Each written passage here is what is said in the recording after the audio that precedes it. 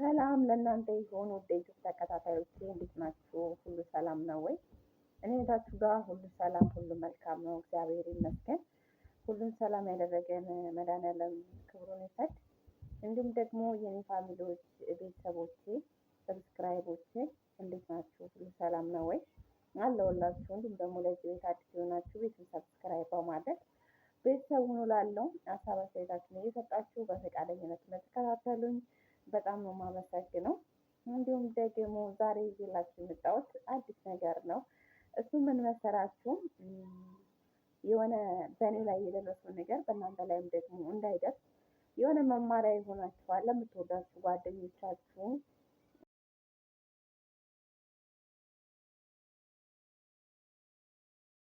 ሼር በማድረግ እውነታዊ ነገር ስለሆነ አንዳንድ ጊዜ ያው ያልተፈጠረ ነገር የሚወራ ነገር አለ። ነገር ግን የሆነ ነገር ደግሞ ሲወራላችሁ በማመን ያን ከዛ ነገር ተቆጠቡ ማለትን እወዳለሁ። እሱም ምንድን ነው እንግዲህ ዛሬ ላይ ይዤላችሁ የመጣሁት ሰለብሬት አሰራር ነው። ሰለብሬት አሰራር ልነግራችሁ ነው።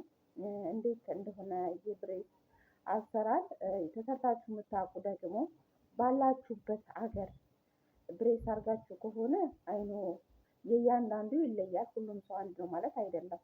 ሁላችንም ደግሞ ስጋችንም አንድ አይደለም ባይዘው እና ደግሞ ኢትዮጵያ ብሬስ አሳስረን እዚህ የምንመጣ ሰዎች የምንኖረው ስደት ሆኖ ለእረፍት በገባንበት ብሬስ አድርገን ወደዚህ ሀገር ስንመጣ ያን ነገር ትልቅ ተጽዕኖ በላችን ላይ እንዳለው እሱን ነገር ብናቅ ጥሩ ነው ብዬ አስባለሁ፣ እንደኔ ማለት ነው።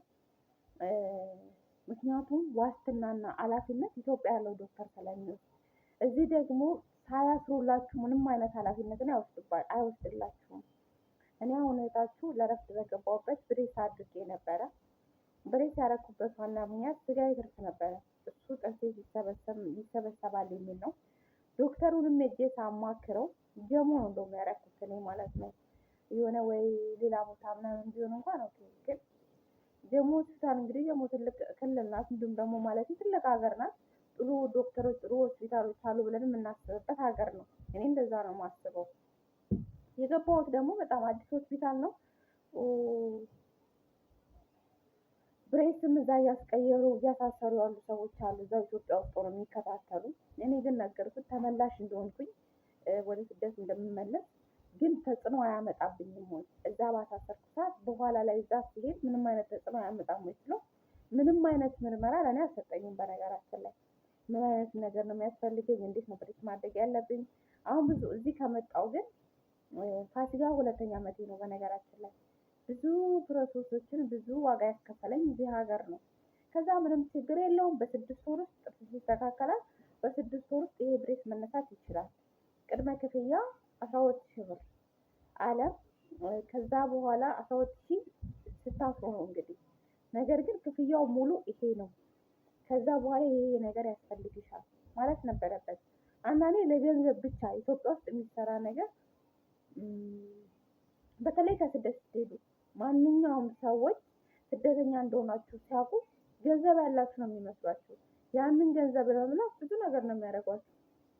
የተማሩት ይሁን ያልተማሩት ይሁን አይኖ ስደት ላይ ምን ሰርተን እንደምናገኘው እኛ ይሄን ገንዘብ ራሳችንን የምናውቀው። ነገር ግን እኔ ብዙ ጊዜ ይገርመኛል ለምን መተሳሰብ እንደማንችል፣ ለምን በአንዳችን ውድቀት እንደምንፈልግ ወይ ደግሞ ያን ሰው ለማታለል እንደምንፈልግ። እኔ ሰለብሬት ልምዶ የለኝም። ጥርሴን ግን በነገራችን ላይ በጣም ነው የምታመሙ። የምኖረው ዱባይ ነው። ዱባይ እንግዲህ ምግብ ስራ ነበረ። ምግብ በምሰራ ሰዓት ፀሐይ ላይ ብዙ ጊዜ አሳ፣ የተለያየ ምግቦች ስራ ነበረ። የዛ ምቺ ነው መሰለኝ በጣም ያመኝ ነበር። ለስነ 4 ዓመት እንደዚህ ጥርሴን በማመም ነው የወጣሁት። በዛ ደግሞ ብሬስ ባረግ ይቀንስልኛል ምናምን በማለት ነው እንግዲህ በዚህ ነገር ውስጥ የገባሁት እንጂ ብሬስ ፕሮሰስ ምንድን ነው ብሬስ አሳስሬ ምናምን የሚለው ነገር እኔ አላውቅም። ታዲያ ማስረዳት ነበረበት ወይስ ደግሞ መርምሮ ምን አይነት ብሬስ እንደሚያስፈልግ ማወቅ ነበረበት። እና ሁሉም ሰው የተለያየ እንትን ነው የሚሰጣቸው። ምሳሌ እዚህ ሀገር ብሬስ ብታሳስሩ ያሁን የሚሄድበት የምታከምበት ሆስፒታል ላይ መጀመሪያ የሚያደርጓቸው ምርመራ ነው።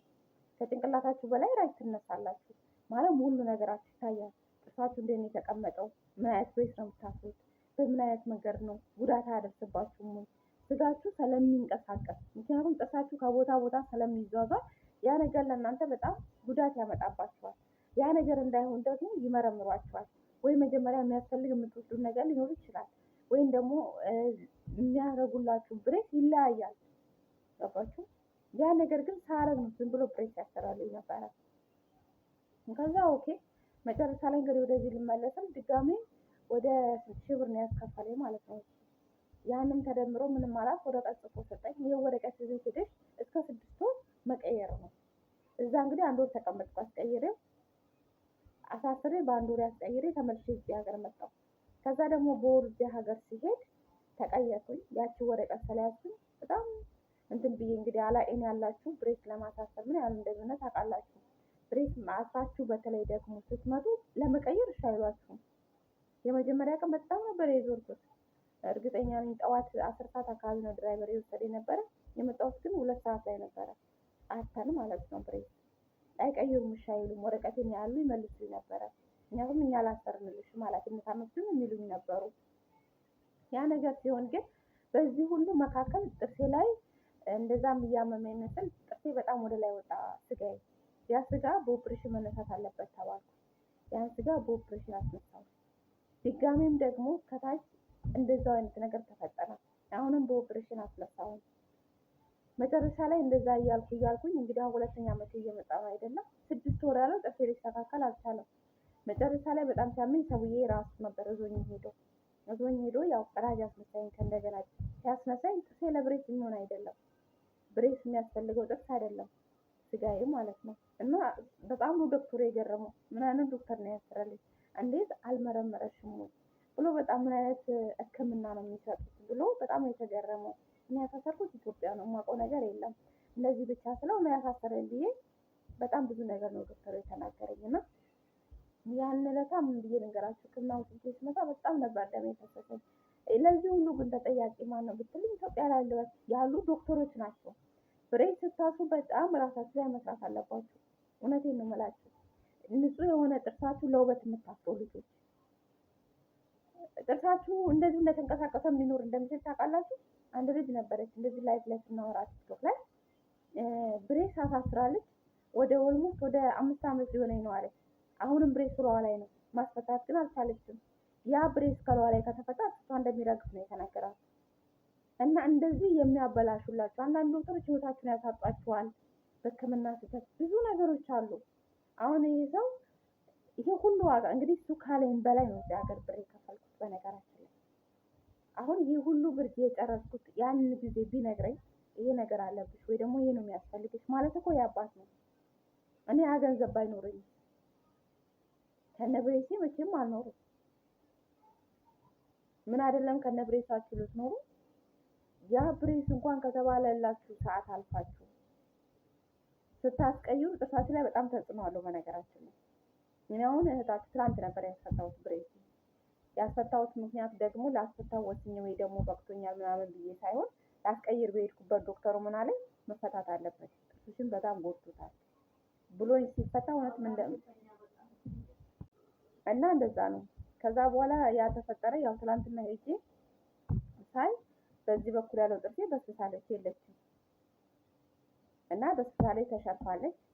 እንዲሁም ደግሞ ገና ከፍዬ ነው የመጣሁት። እሱን ካስወጣች በኋላ የሚደረግ ፕላስቲክ አለ። እሱን ካረኩ በኋላ ዶክተሩ ስለዚህ ሲፈታልኝ ምንም አይነት ኃላፊነት እንደማይወስድ ነገረኝ። ጥርሴ ቢንቀሳቀስ ጥርሴ የሆነ ነገር ቢሆን እሱ ኃላፊነት አይወስድም። ምክንያቱም ምን ያላሰርኩልሽም የሆነ ችግር ቢመጣ ተጠያቂ አልሆንም።